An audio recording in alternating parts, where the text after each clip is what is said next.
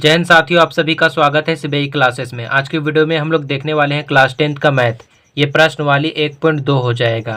1.2 का छठा क्वेश्चन देखने वाले हैं। छठा क्वेश्चन है, व्याख्या कीजिए कि 7 गुने 11 गुने 13 प्लस 13 और 7 गुने 6 गुने 5 गुने 4 गुने 3 गुने 2 गुने 1 प्लस 5 भाज्य संख्याएं क्यों हैं। मतलब ये दोनों संख्या भाज्य संख्या क्यों हैं, ये बताना है। तो सबसे पहले हम लोग देखते हैं कि भाज्य संख्या कैसे पता चलता है कि कोई संख्या भाज्य संख्या है। तो भाज्य संख्या को पता करने के लिए वैसी संख्या जिसका 2 से अधिक अभाज्य गुणनखंड हो भाज्य संख्या कहलाती है। कहने का मतलब कोई वैसा संख्या जिसका 2 से अधिक अभाज्य गुणनखंड हो। कहने का मतलब जैसे 6, संख्या 6 लेते हैं, इसको सबसे पहले 2 से लगाना है तो 3 और 2 आ जाएगा इसका। और ये 6 को 6 से भी लगाएंगे तो कितना आएगा, 1 आएगा। ये 6 को 1 से लगाएंगे तो कितना आएगा, 6।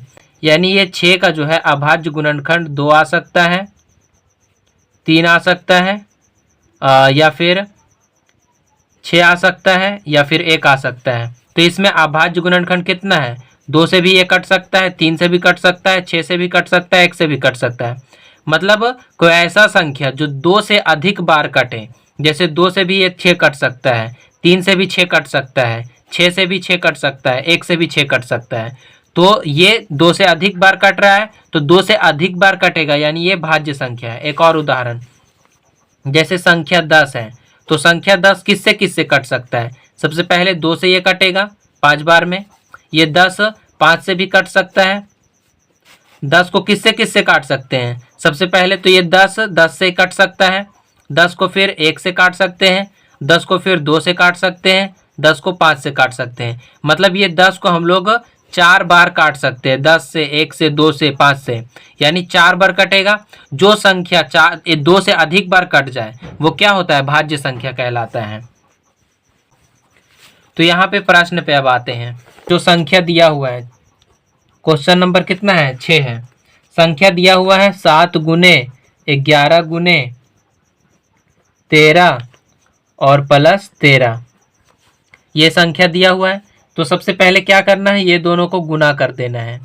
ये दोनों को गुना करेंगे तो कितना आएगा, ये दोनों को गुना करेंगे तीनों को, तो तीनों को गुना करने पर इतना आएगा और प्लस 13 करना है।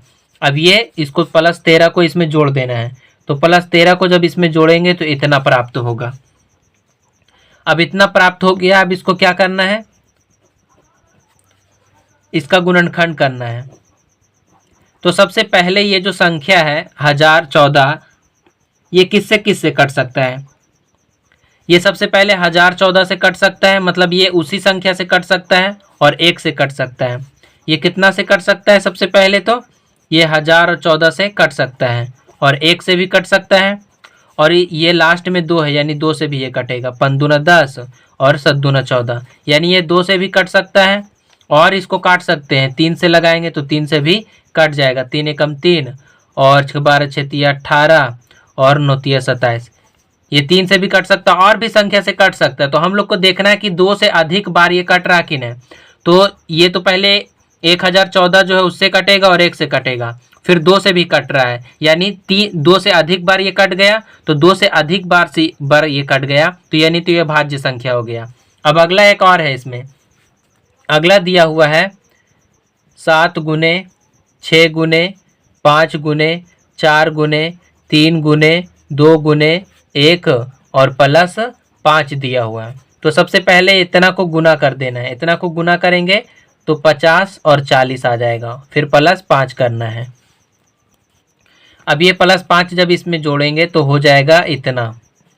ये संख्या जो है 50 45, सबसे पहले ये उसी संख्या से कट सकता है, 50 45 है तो उसी संख्या से कटेगा, और 1 से भी कट सकता है, और इसको 5 से भी काट देना है, 5 से भी ये कट जाएगा। 5 एकम 5 और 9 5 45, यानी ये 5 से भी कट जा रहा है। तो देख रहे हैं हम लोग 3 बार ये कट रहा है, 3 बार से और अधिक बार भी कट सकता है, लेकिन हम लोग को देखना है कि 2 से अधिक बार कटता है कि नहीं। तो 2 से अधिक बार ये कट गया, कोई भी संख्या, जो भी संख्या 2 से अधिक बार कट जाए, 2 से अधिक बार उसका गुणनखंड हो जाए 2 से अधिक, तो वो क्या होता है, भाज्य संख्या होता है। तो यहाँ पे देख रहे हैं ये वाला और ये दोनों संख्या क्या है, भाज्य संख्या। तो नीचे लिख देना है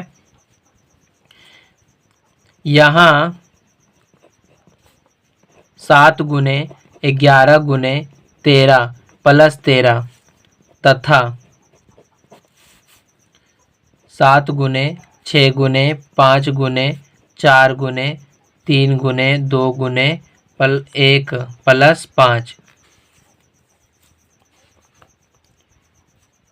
का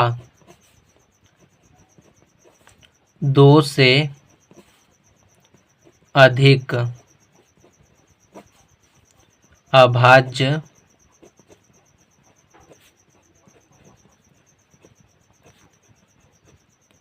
गुणनखंड है। अतः दी गई संख्या एक भाज्य संख्या है।